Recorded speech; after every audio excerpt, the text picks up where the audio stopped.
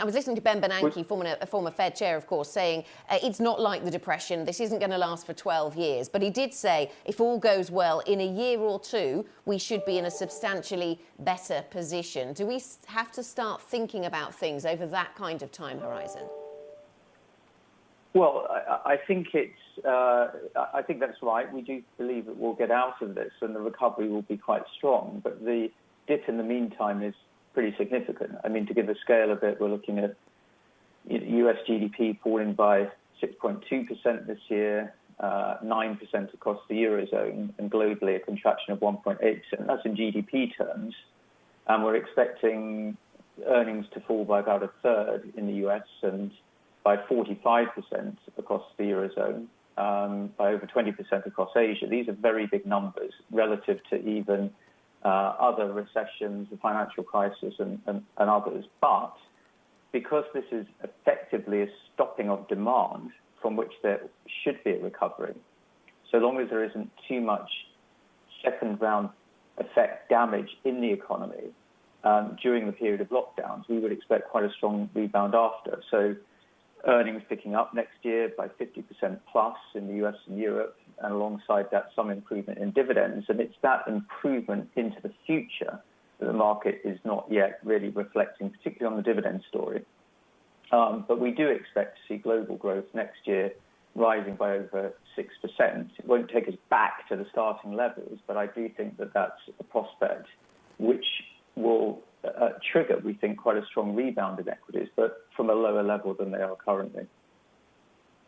Peter, how can that be when you have companies and consumers around the world that are now that are getting no income, no revenues, and getting loaded up with debt that has strings attached? I mean, on the other side of this crisis, they're going to come out. They're going to come out with more debt than probably they've ever had before. Mm-hmm. How does that drive in the economy?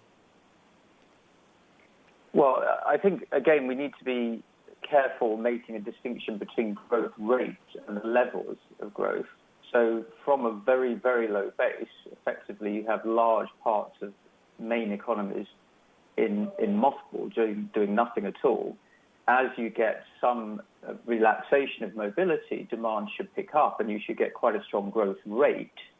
But you won't get back to the previous trend rate of growth for a very long time, and that would be true for profits as well. So even though, for example, we expect earnings per share having fallen 45% across Europe this year, to give an example, and a 50% rise next year, even by the end of the year after that, the actual level of earnings per share would still be below the peak that it reached back in 2007. So I think there's a difference between the growth rate from a very low base and then the sort of pace of growth thereafter.